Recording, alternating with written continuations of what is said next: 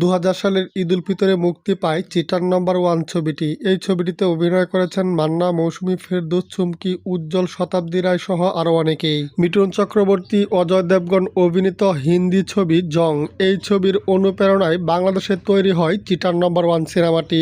তো আজকের এই ভিডিওতে আমরা জানবো এই দুটি সিনেমার রিলিজ ডেট এবং এই দুটি সিনেমার মধ্যে কোন সিনেমাটি বক্স অফিসে কেমন ব্যবসা করেছিল।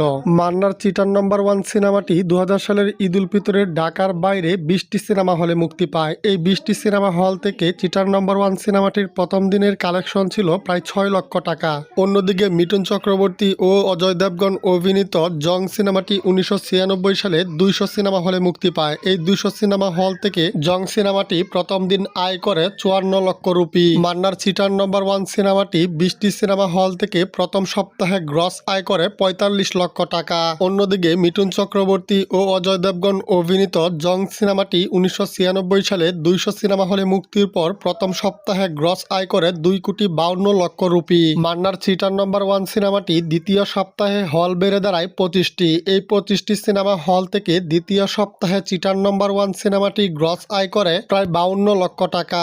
অন্যদিকে মিঠুন চক্রবর্তী ও অজয় দেবগন অভিনীত জং সিনেমাটি দ্বিতীয় সপ্তাহে গ্রস আয় করে ১,৩৮ লক্ষ রুপি। মান্নার চিটার নাম্বার ওয়ান সিনেমাটি তৃতীয় সপ্তাহেও ২৫টি সিনেমা হলে চলে। এই ২৫টি সিনেমা হল থেকে তৃতীয় সপ্তাহে চিটার নাম্বার ওয়ান সিনেমাটি গ্রস আয় করে প্রায় ৫০ লক্ষ টাকা। মিঠুন চক্রবর্তী ও অজয় দেবগন অভিনীত জং সিনেমাটি তৃতীয় সপ্তাহে নেট আয় করে ৯৫ লক্ষ রুপি। মান্নার চিটার নাম্বার ওয়ান সিনেমাটি চতুর্থ সপ্তাহে ২৩টি সিনেমা হলে চলে। এই ২৩টি সিনেমা হল থেকে চতুর্থ সপ্তাহে মান্নার চিটার নাম্বার ওয়ান সিনেমাটি গ্রস আয় করে প্রায় ৪৫ লক্ষ টাকা। মিঠুন চক্রবর্তী ও অজয় দেবগন অভিনীত জং সিনেমাটি চতুর্থ সপ্তাহে নেট আয় করে ৫৩ লক্ষ রুপি। মান্নার চিটার নম্বর ওয়ান সিনেমাটি পঞ্চম সপ্তাহে ২৪টি সিনেমা হলে চলে। এই ২৪টি সিনেমা হল থেকে পঞ্চম সপ্তাহে চিটার নম্বর ওয়ান সিনেমাটি গ্রস আয় করে প্রায় ৪৭ লক্ষ টাকা।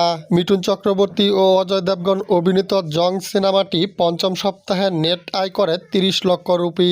মান্নার চিটার নম্বর ওয়ান সিনেমাটি ষষ্ঠ সপ্তাহে ২৫টি সিনেমা হলে চলে। এই ২৫টি সিনেমা হল থেকে চিটার নম্বর ওয়ান সিনেমাটি ষষ্ঠ সপ্তাহে গ্রস আয় করে ৪৮ লক্ষ টাকা।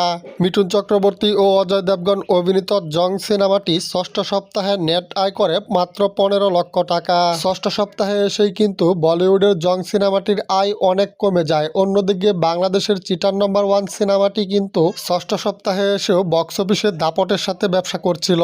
তো যাই হোক, চিটার নম্বর ওয়ান সিনেমাটি সপ্তম সপ্তাহেও ২৫টি সিনেমা হলে চলে। এই ২৫টি সিনেমা হল থেকে চিটার নম্বর ওয়ান সিনেমাটি সপ্তম সপ্তাহে গ্রস আয় করে ৪৫ লক্ষ টাকা।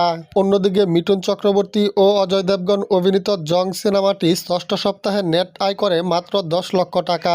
মান্নার চিটার নম্বর ওয়ান সিনেমাটি অষ্টম সপ্তাহে এসেও প্রায় ২২টি সিনেমা হলে চলছিল।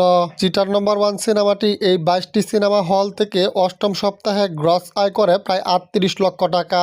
অন্যদিকে বলিউডের জং সিনেমাটি অষ্টম সপ্তাহে নেট আয় করে মাত্র ১ লক্ষ রুপি। বলিউডের জং সিনেমাটি লাইফ টাইম বক্স অফিস থেকে নেট আয় করে ৬,৩,০০,০০০ রুপি। বলিউডের জং সিনেমাটি লাইফ টাইম বক্স অফিস থেকে গ্রস আয় করে ১০,৩৫,০০,০০০ রুপি। মান্নার চিটার নম্বর ওয়ান সিনেমাটি মাত্র ৮ সপ্তাহে বক্স অফিস থেকে গ্রস আয় করেছিল ৩,৭০,০০,০০০ টাকা।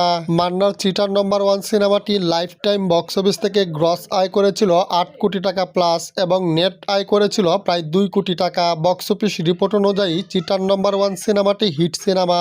বলিউডের জং সিনেমাটির বাজেট ছিল ১৯৯৬ সালেই ৪,৫০,০০,০০০ রুপি। অন্যদিকে বাংলাদেশের চিটার নম্বর ওয়ান এই সিনেমাটির বাজেট ছিল ২০০০ সালে প্রায় ৭০ লক্ষ টাকা। তো বাণিজ্যিকভাবে কিন্তু দুইটা সিনেমায় বক্স অফিসে মোটামুটি সফল ছিল।